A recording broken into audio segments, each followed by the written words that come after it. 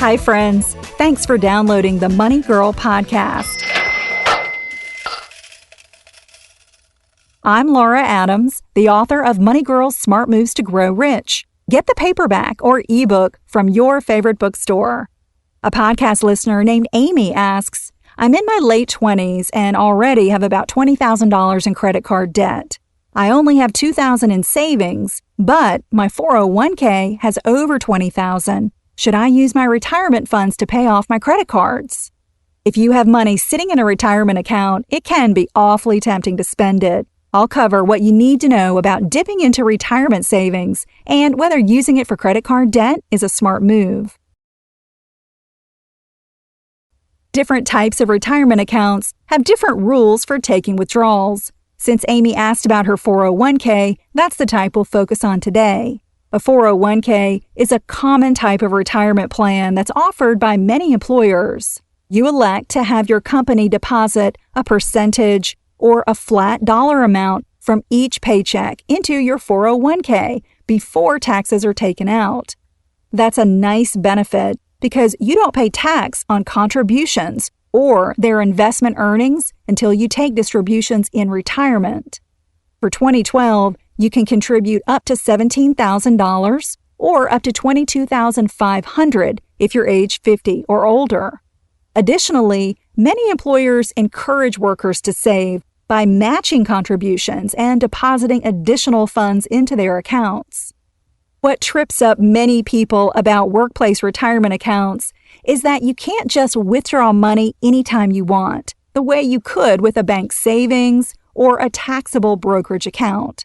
You can only take distributions from a 401k in very limited situations, such as when you leave the job, reach the official retirement age of 59 and a half, or become disabled. However, some 401k plans allow for hardship distributions when you demonstrate that you have a financial need and no other options.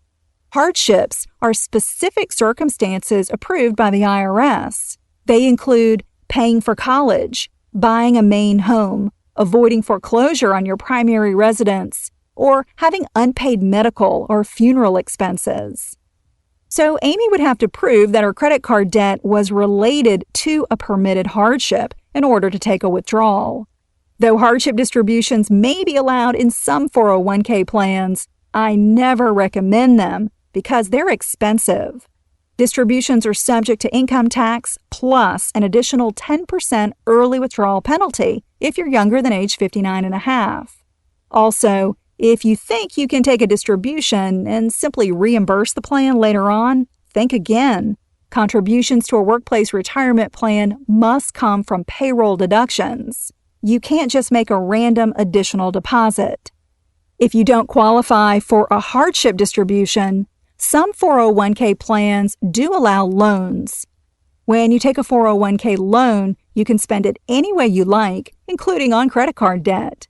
You can borrow up to 50% of your vested account balance, up to a maximum of $50,000. Loan payments are typically withheld from your paycheck in level amounts over the life of the loan, which could be as long as 5 years. Vesting refers to the portion of the account that you own. You're always 100% vested in 401k contributions that you make. However, you may not own some or all of the contributions that your employer made, such as matching contributions or profit sharing. For instance, an employer could fully vest their contributions after you've worked for a certain period of time, such as 2 or 3 years, which is known as cliff vesting.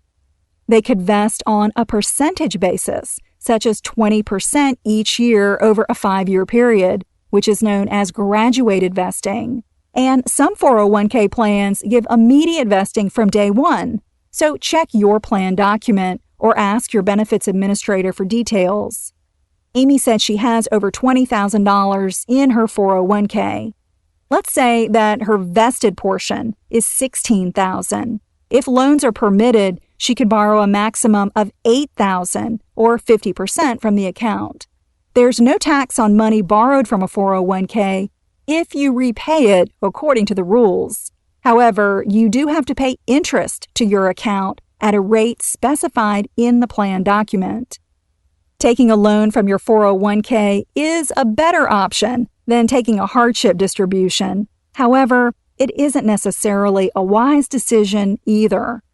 Not only does taking a loan leave you with less money invested for retirement, it also puts you in financial danger if you get laid off before the loan is fully repaid. If you lose your job while you're repaying a 401k loan, the entire balance is due within 60 to 90 days. If you can't come up with the full amount, the outstanding balance is considered an early withdrawal, which, as I mentioned, is subject to income tax plus an additional 10% penalty if you're younger than age 59 and a half. Though you pay interest to yourself on a 401k loan, you still miss out on potential investment gains and tax benefits on the balance you withdraw. Even if the interest rate you pay is higher than the account's investment growth rate, you can still lose money in the long run. So, before taking a loan, always research the long-term financial consequences by entering your information into a 401k loan calculator. You'll find a link to one in the transcript for this show on the Money Girl page at quickanddirtytips.com. Just look for episode number 287 called Should You Use a 401k to Pay Off Credit Cards? Here are 4 reasons why taking a hardship distribution or a loan from your 401k should be avoided. Number 1, you may be subject to a 6-month waiting period when you can't make any new contributions to your plan and you lose potential matching funds. Number 2, you lose out on years of potential account growth. Number 3, you must pay a 10% penalty in addition to income tax on early withdrawals. And 4, this one's important, you lose legal protection because 401k funds are shielded from creditors if you declare bankruptcy. For all these reasons, never take money out of your 401k if you can help it. If you hit a financial rough patch, it would be unwise to drain your retirement funds when your creditors couldn't legally touch them. So always consult with a CPA or a bankruptcy attorney before tapping a retirement account. To pay off her credit card debt, Amy should immediately create a realistic financial plan. For instance, if the average interest rate on her cards is 18%, a $20,000 balance could be paid off in 5 years if she pays $500 a month. The first step for Amy is to stop making new credit card charges so she doesn't increase her debt balance. Then she needs to create a spending plan so she knows exactly how much she earns and spends each month. My book, Money Girls Smart Moves to Grow Rich, shows you step by step how to do this. The bottom line is that Amy needs to dramatically cut spending or find ways to earn more so she can live within her means and have money left over to kill her credit card debt instead of tapping her 401k and jeopardizing her retirement. I'm glad you're listening. Cha-ching! That's all for now, courtesy of Money Girl, your guide to a richer life.